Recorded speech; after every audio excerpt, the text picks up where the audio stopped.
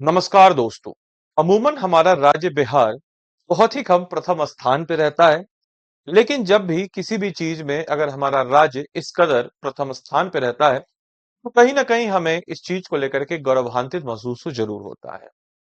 और उसी क्रम में हालांकि not so important but less important for exam maybe और you can use it in your mains exam कि मुफ्त की दवाई बांटना मतलब दवाई बांटना मुफ्त की कोई चीज बांटना अलग चीज होती है, लेकिन मुफ्त की दवाई बांटना which is a very essential thing कि हमें एक डिग्निटीफुल लाइफ के लिए we need a healthy life.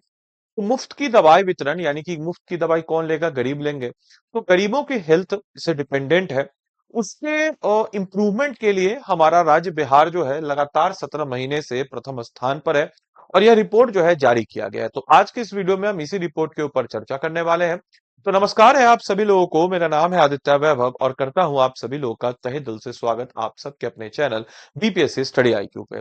दोस्तों अगर हम बात करें तो बिहार जो है फिर बन गया है नंबर वन, यानी कि मुफ्त दवा वितरण में 17वीं बार जो है देश में प्रथम स्थान हासिल किया है बिहार।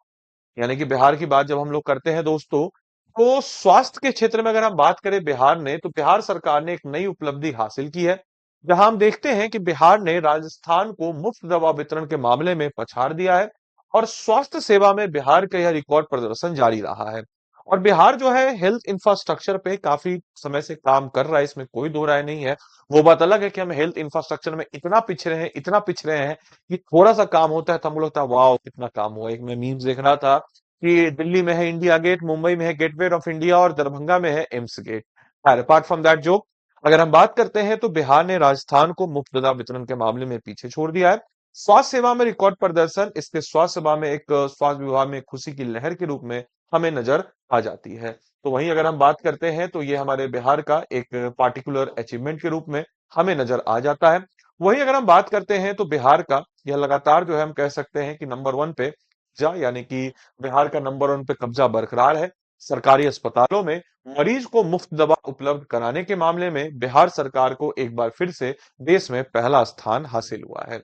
यह लगातार 17वें महीने से बिहार जो है देश में पहला स्थान हासिल कर रहा है और इसकी घोषणा जो है स्वयं स्वास्थ्य और परिवार कल्याण मंत्रालय भारत सरकार की ओर से हर महीने जारी होने वाली रैंकिंग में इसकी घोषणा कर दी गई है। वहीं अगर हम बात करते हैं इस पहलू के ऊपर, वहीं अगर हम बात करते हैं तो बिहार का अगर हम देखें तो स्वाभाविक सी बात है कि मरीजों को मुफ्त दवाई देने के मामले में यानी कि डीवीडीएमएस यानी कि सरकारी अस्पतालों में रोगियों को मुफ्त दवा उपलब्ध कराने में और साथ ही साथ जो है ड्रग और vaccine and drug vaccine distribution management system, जिसको हम लोग डीवीडीएमएस कहते हैं, इसमें से राज्य का हर महीने का रैंकिंग जारी किया जाता है। और हमारा राज्य जो है इस कटौती पर लगातार बिहार 17 महीने से खरा उतर रहा है, तो ये ऑब्वियस सी बात है बिहार के लिए गौरवान्वित पल तो है ही है।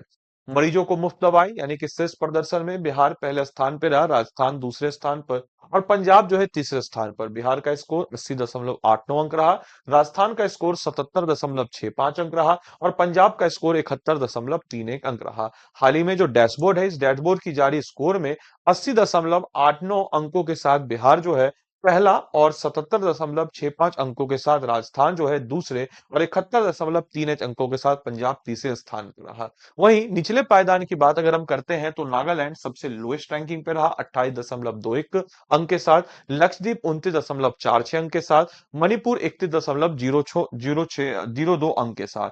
29 राज्यों के लिए जारी इस रैंकिंग में नागालैंड, केंद्र शासित प्रदेश लक्षद्वीप और मणिपुर जो है सबसे निचले राज्यों में सम्मिलित है। वहीं कैसे सफल हुआ बिहार, आपके मन में एक प्रश्न आएगा।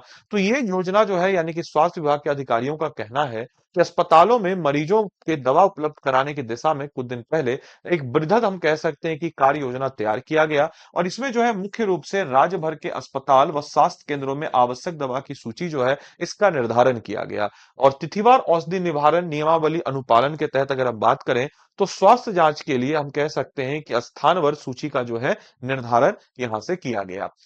कैसे सफल हुआ बिहार? तो रेफरल पॉलिसी और जवाबदेही। बिहार ने एक अकाउंटेबिलिटी के साथ, एक रिस्पॉन्सिबिलिटी के साथ, एक रेफरल पॉलिसी के साथ इसको किया है और छोटे से बड़े केंद्रों में मरीजों का रेफरल, निचले स्तर पर जवाबदेही और आभा ऐप से भी काफी ज्यादा रजिस्ट्रेशन। इससे रिलेटेड मैंने वीडियो भी बनाया जिसमें मैंने बताया था कि सीतामढ़ी, मधुबनी, इस टाइप के जो तराई क्षेत्र के एरिया है उन्होंने काफी बेहतर प्रदर्शन किया, तो जनरली इसमें पीछे रहते हैं। सुपौल, ये सब सारी चीजें। इसके अलावा दवा आपूर्ति हेतु वाहन यानी कि जो हमारा वंडर ऐप है या फिर इस प्रकार के जो ऐप जिसके तहत जो है एम्बुलेंस सेवा का निर्धारण करना इसके अलावा डीबीडीएमएस नियम जो है इसके तहत उपलब्धता प्रदान करना और भी बहुत सारी चीजें हैं। इसके अलावा क्यूआर कोड सुविधा प्रदान करना जिसके तहत सरकारी अस्पतालों में दवाई की उपलब्धता की जानकारी मरीजों को भी मिल सके, इसके लिए क्यूआर कोड को आप स्कैन कीजिए, आप वहां पे दवाई देख लीजिए और वहां से जाकर के आप ले सकते हैं। इसमें क्यूआर से मरीज और उनके परिजनों को यह जानकारी आसानी से मिल रही है कि दवा में उसमें कितनी दवाएं हैं। इसके अलावा एक व्यापक नेटवर्क सिस्टम यहां से चल चुका है जिसमें हम कह सकते हैं कि करीब करीब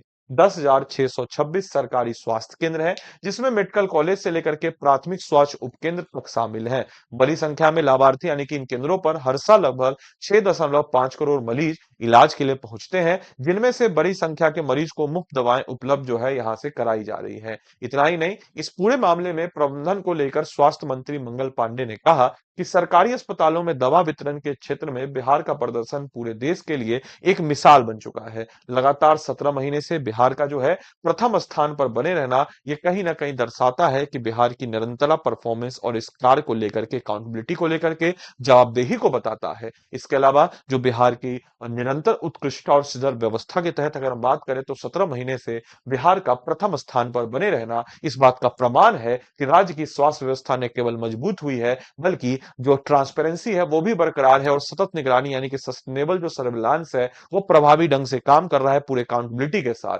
और ये ऑब्वियस सी बात है कि बिहार के लिए प्रेरणादायक उपलब्धि है।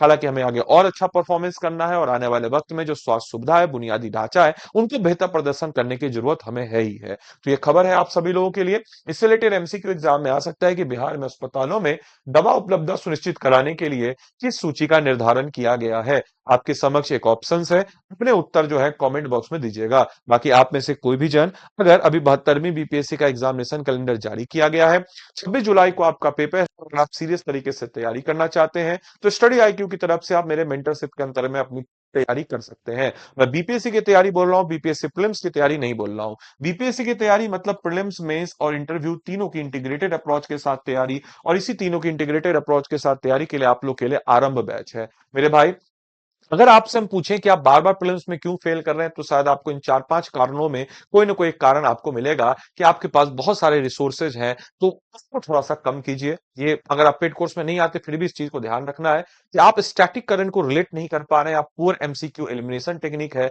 लोअर रिटेंशन और रिवीजन फेलियर, आपके पास रिवीजन का कोई प्लान नहीं है, स्ट्रेटजी है, एफर्ट्स आप वैसा लगा नहीं पा रहे हैं, जो एग्जाम पैटर्न बदला है उसको अपने रूप में नहीं बदल पा रहे हैं। जैसे पहले प्योरली फैक्ट बेस्ड था, अब क्लोजली फ्रेम क्वेश्चन है, वन लाइनर क्वेश्चन से अब मल्टीपल स्टेटमेंट क्वेश्चन आने लगे, डायरेक्टिव मेमोरी रिकॉल से कॉन्सेप्चुअल क्लैरिटी वाले क्वेश्चन है, हैवी रिपीटेशन से अब लेस रिपीटेशन क्वेश्चन है, और इजी टू गेस क्वेश्चन से हम कह सकते हैं कि name only to role based fact जो क्वेश्चन आपके समक्ष बन रहे हैं। आपके समक्ष जो है एचएसबीसी यानी कि history, science, Bihar special current, ये चार पोर्शन को आपको अच्छे से मजबूत करना है और तब जाके कहीं ना कहीं सिलेक्शन होगा। और इन्हीं सारे समस्याओं के समाधान के लिए आप लोग के लिए है आरंभ बैच। आरंभ 20 बैच में अगर आप एडमिशन लेते हैं तो अभी हमारा ऑफर प्राइस भी चल रहा है, तो ऑफर प्राइस में एडमिशन ले सकते हैं। दोस्तों, आप में आपको पहले हम इसमें फाउंडेशन कवर अप कराया जाएगा, 750 प्लस टॉपिक्स को हम लोग 1100 प्लस घंटे की लाइव क्लास में कवर अप कराएंगे। इसके अलावा आपको डे 1 से 5100 एमसीक्यू एनसीईआरटी का आपको रिकॉर्डेड, ताकि आपका फाउंडेशन बिल्डअप हो। इसके अलावा दोस्तों, अगर हम बात करते हैं, हम पहली ऐसी संस्था है जो 100% प्रीलिम सपोर्ट आपको प्रदान करते हैं। 100% प्रीलिम सपोर्ट कहने का मतलब कि हम आपको जो है 2 महीने का इसमें एमसीक्यू बैच भी देते हैं, साथ ही साथ 2-3 दिनों में हमारा प्रीलिम्स से रिलेटेड आपका फाउंडेशन कोर्स आएगा, जो लाइव प्रीलिम्स क्रैश को, जिसको हम लोग बोलचाल की भाषा में और मार्केटिंग में आप लोग कहते हैं, हम लोग फाउंडेशन ही कहते हैं इसको, यह जो है आपको इसमें मिल जाता है। 7 किताबों का सेट आपके घर तक आता है। इसके अलावा प्रीलिम्स का पेपर जैसे ही हुआ तो आपके 4 महीने का सेपरेट आंसर राइटिंग बैच भी हम आपको प्रोवाइड कराते हैं, और मेंस के बाद interview guidance programme, monthly current affairs magazine, जो हमारे प्रोफेशनल मेंटर्स हैं वो आपको मेंटरशिप प्रदान करते हैं। साथ ही साथ अगर हम बात करते हैं तो हमारा फैकल्टी मेंटरशिप भी आपको मिल जाता है मेरे द्वारा।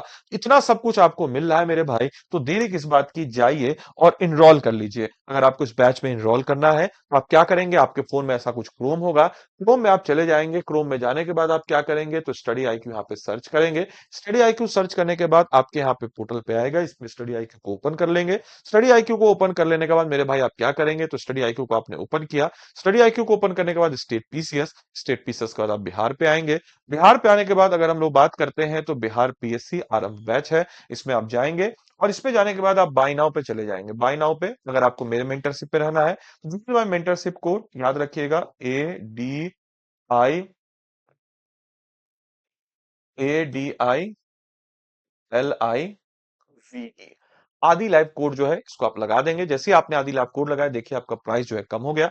जो भी आपका लैंग्वेज, इस लैंग्वेज को चुन लीजिएगा। और लैंग्वेज अगर आप चुन लेंगे तो स्वाभाविक सी बात है कि आप लैंग्वेज जो है इसको चुन लीजिएगा, और उस लैंग्वेज में आपको जो है आपको किताब वगैरह मिल जाएगा। यानी किसी भी जानकारी के लिए ये मेरा नंबर है 8789847319। इस पे आप क्या कर लीजिएगा, एक व्हाट्सएप मैसेज कर दीजिएगा। और अगर आपको हमारी कॉलर टीम से बात करना है, कॉलर टीम का भी नंबर आपको देते हैं 9289996924। इस नंबर पे कॉल करके बोल दीजिएगा, उनको मेंशन करा दीजिएगा कि आपको क्या चाहिए, आदित्य सर का मेंटरशिप चाहिए। और इस प्रकार से आप इस कोर्स में एनरोल करके अपनी तैयारी को मजबूती प्रदान कर सकते हैं। तो मिलते हैं अगले सेशन में, तब तक के लिए सारे बच्चों को bye bye, take care, thank you and thanks for watching this session.